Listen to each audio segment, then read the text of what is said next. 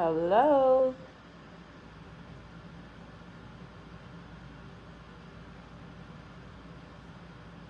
Hi, everybody. Good morning.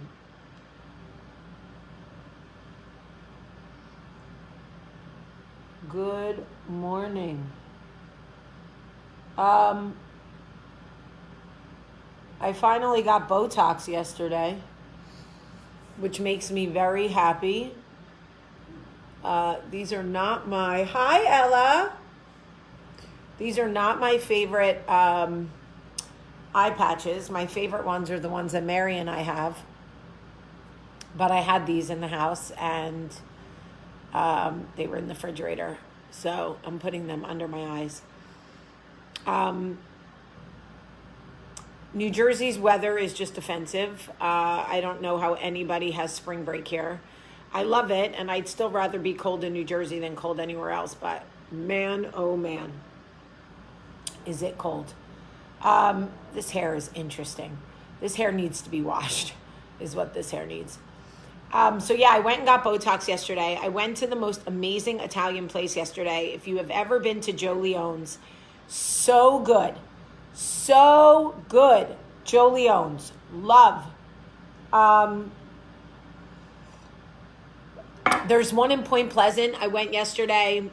There's one in Manasquan that they just, maybe it's Leone's. Is it pronounced Joe Leone's or Joe Leone's? Leone's? I don't know. But anyway, the food is amazing. The gluten-free turkey meatballs are honestly and truly the best I have ever had. And that's saying a lot because I've eaten a lot of balls in my life. Okay? A lot. Maybe it was the one I went to in Seagirt, not Point Pleasant. I don't know. But anyway, I went yesterday. I actually met the owner, Joe. He was so lovely. We had a great conversation. And the food is just delicious. I have a whole bag of food in my fridge. And I absolutely love it. My favorite thing to do when I'm in town is walk up to Batch and get coffee and peanut butter balls. And instead, I'm drinking my second cup of coffee here at home because it's so bloody cold that the thought of walking up there in 25-degree weather just is not sitting right with my spirit. So I will not be doing that right now. But I wanted to talk to you guys about something that is just true. Actually, I can't say that it's true because I'm not there, but I can say that I believe it to be true based on observation and personal experience. So here's the thing about marriage and society.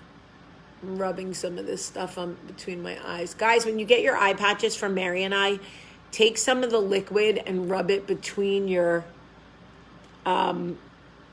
eyes here. It's so good for you. Okay. So I want to have an honest conversation with you about what happens when you do not feel like you are enough for the person you love. It will make you do crazy things. Love does not make you do crazy things. Love is patient. Love is kind. Love is not enough. But love does not make you violent. It just doesn't. What does, however, make you do crazy things is feeling like you are not enough. That you can't make the person you are with happy. By the way, we can't make anyone else happy. We can make them temporarily happy. We can bring happiness to their lives, but we can't make them happy.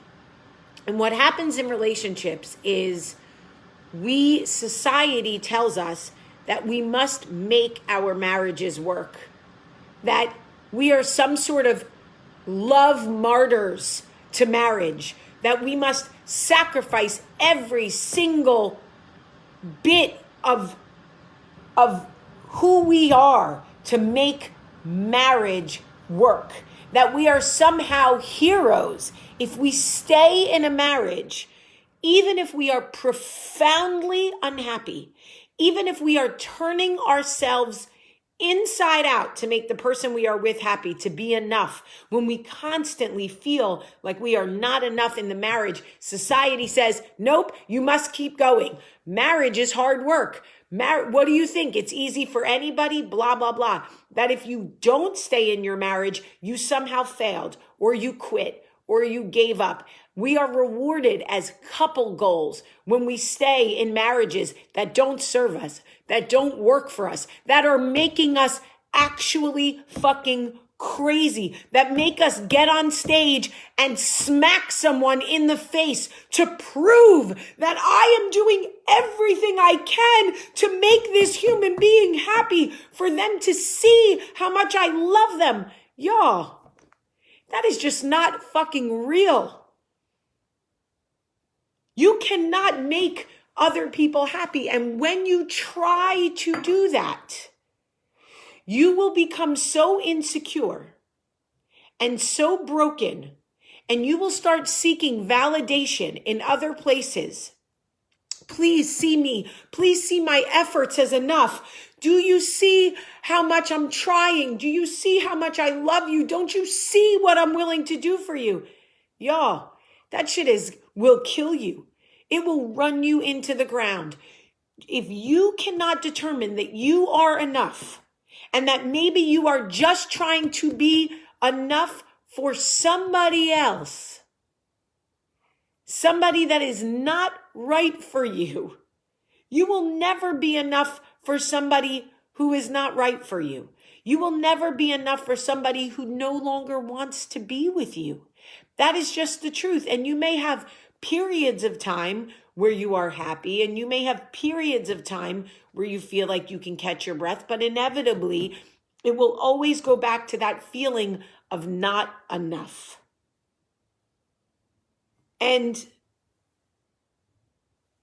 honestly, it is devastating to watch somebody implode, trying to keep marriage together, a life together, when you start making 1,000 compromises, when you start making 1,000 compromises to your union, I will do anything to make this work. Anything. You want to live in separate houses. You want to sleep with other people. You want to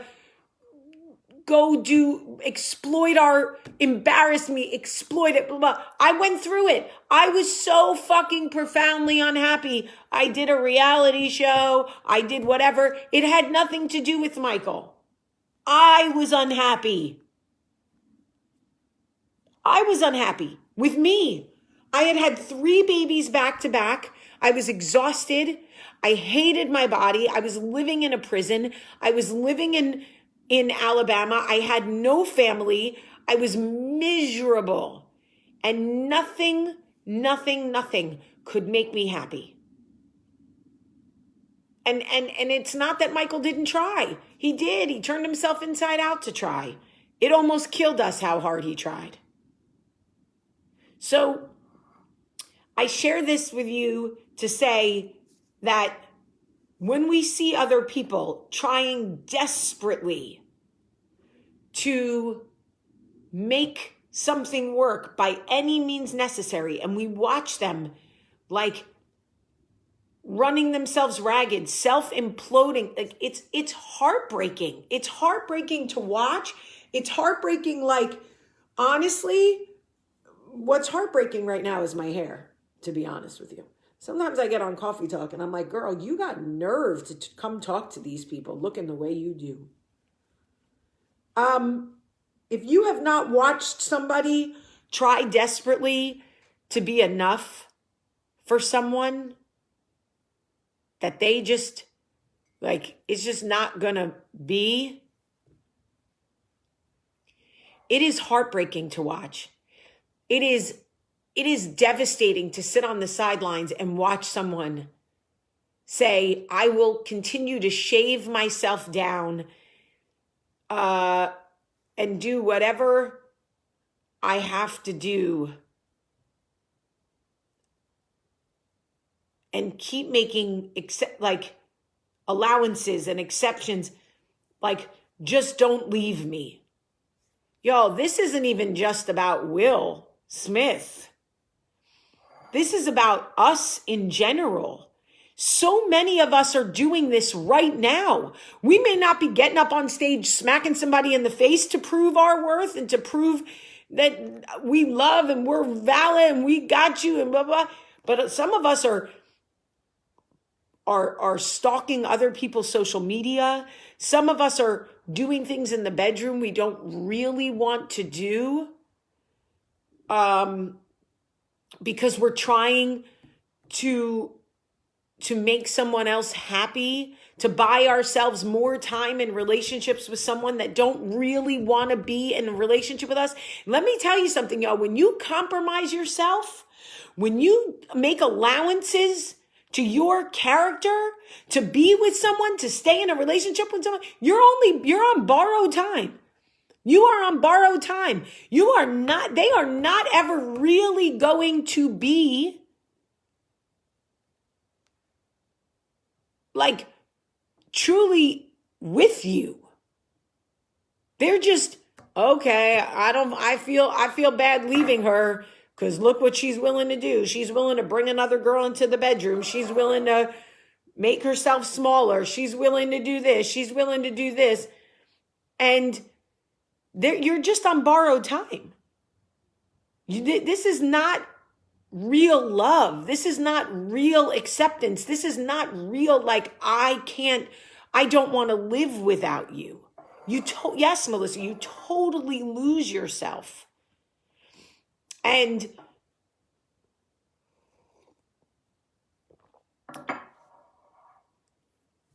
honestly, it's heartbreaking to watch. It's heartbreaking to watch.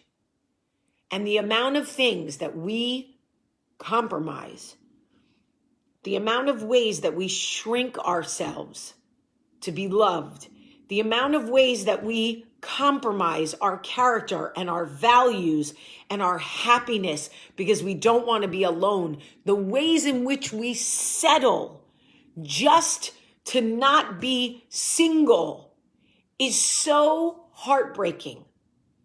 And you've got the few people who say, like, I'd rather be single than compromise. I'd rather be single. Like, y'all, for real, I would rather be single. It is so hard when you have children. It is so hard when you have children to choose yourself. Like, it is so disruptive to everybody's life. It is so disruptive to have to split your children, to have them go to another house, to have them be away from you on holidays. Like, to those of you who have chosen yourself and still grapple with it and struggle with it, like, hats off to you for real. And those of you right now who are listening to this message with tears in your eyes going, that is me. I have sacrificed and settled to try to make them love me or see my worth or see my value. I have accepted less than I deserve. I have done things that I would never thought I would do in a marriage or in a relationship or whatever, because I just don't want it to end. I just don't want to be apart. I just don't want to be single. I just love them so much. It's borrowed time. They're eventually going to leave you. They're eventually going to cheat on you.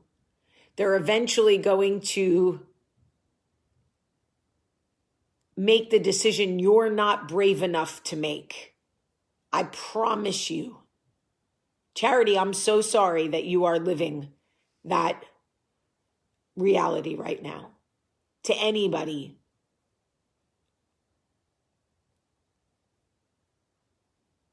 No, this isn't about me and Michael. Oh. No, y'all.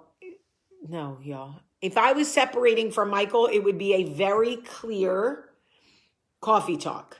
And the title would be, Michael and I are separating. Michael and I are not separating.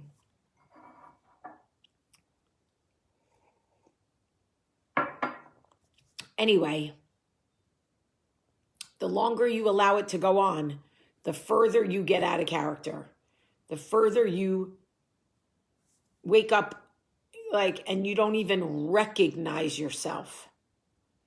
Listen, you know why I believed Will Smith's apology, even though it was crafted by publicists, and even though it came a day late and a dollar short, and even though people are going to pick it apart, and even though blah, blah, blah, because I believe truly that man is making insane decisions to try to stay in that marriage.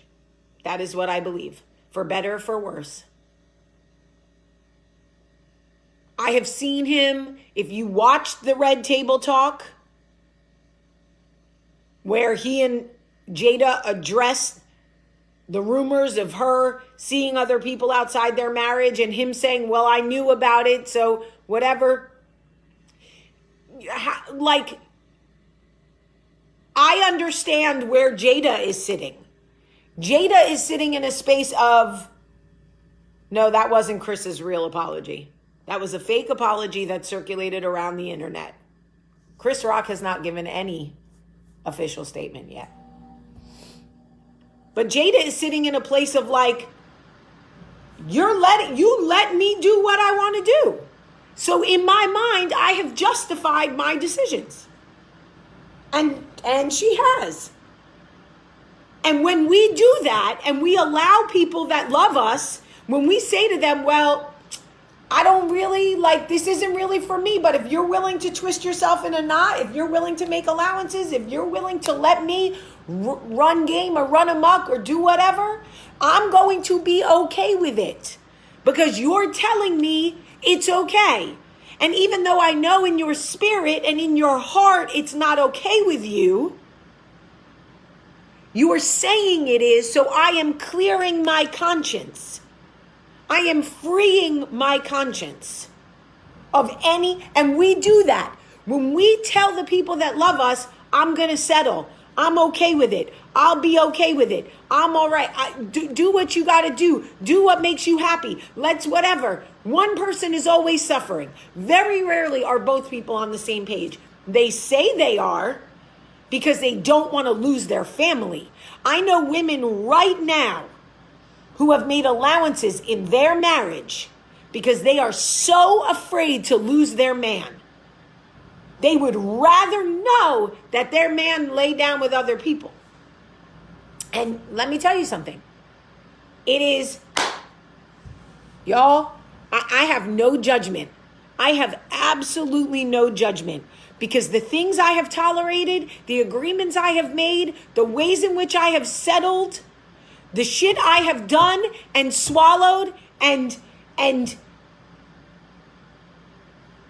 whatever. Do you know how many men I have enabled?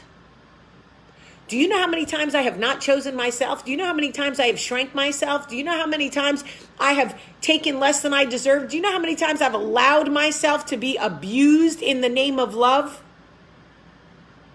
Truly.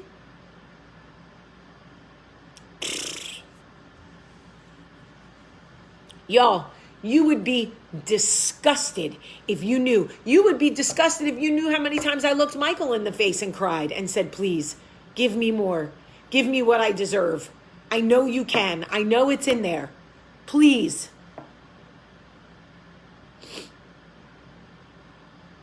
So I'm not in a place to judge anybody else's marriage. But it is not love that makes us do crazy things. It is feeling less than when we are in love that makes us do crazy things. And I got to take these off now because these are burning, and that's why they discontinued those. Those are not the ones that we sell. Those are the ones I used to love, but they start burning your face. So they discontinued them. But I still use them if I find them because I like them for the first 15 minutes before it starts burning me. Anyway, nothing is easy. Nothing is easy. And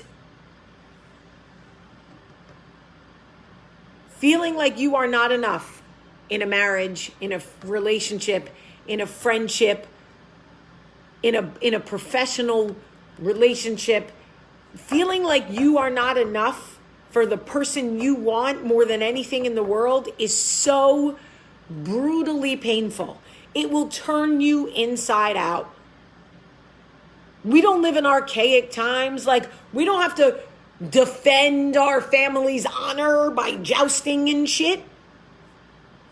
Like, if you say something about Michael that I don't like, I'm going to say something to you and let you know about yourself. But I can't be the same person I was when I was 22. Even though some days Jesus is working on me, because I promise you that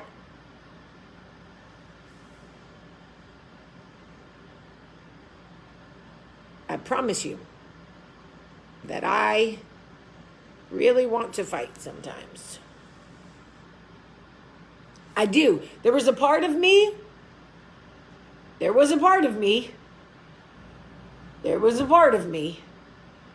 that was like, I get it.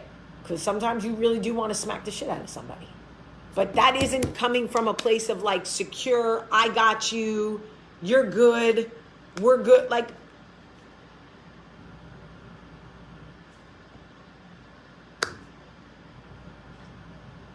yes, Kimberly, this is true. I need more M&Ms. And the amount of times that I have begged Michael to give me more M&Ms, begged. The amount of times that I have to drop subliminal, passive-aggressive comments, and I hate that. I hate that I have to still say passive-aggressive things to the man who loves me. Hi, Felicia, welcome. Because I still feel slighted in a lot of ways, and I still feel less than.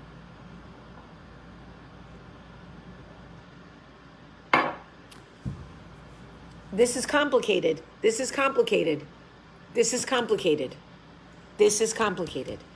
not an easy thing. We are, in some ways, deteriorating by the pressures that we put on ourselves to stay in unhealthy relationships by any means necessary, and we walk around feeling like we are not enough, and it's horrible, and it will destroy you if you are not careful.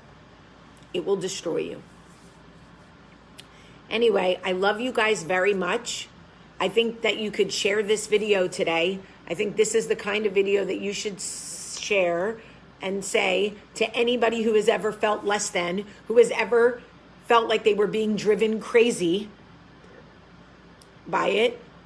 Oh, William, I love your honesty, William. And you know what, William, if you stay in that space and you really pray about it and you really put the energy out there that you are ready to be the right kind of partner, I'm telling you, you're going to meet somebody wonderful. I believe that. Thank you, Leah, for sharing. Thank you for everybody who shares and tags and whatever. Thank you, Lori, for being here. Thank you, Cheryl, for being here. Like, this is the honest conversations we don't want to have, everybody. We want to make it about a slap. We want to make it sensationalized. We want to make it whatever. No.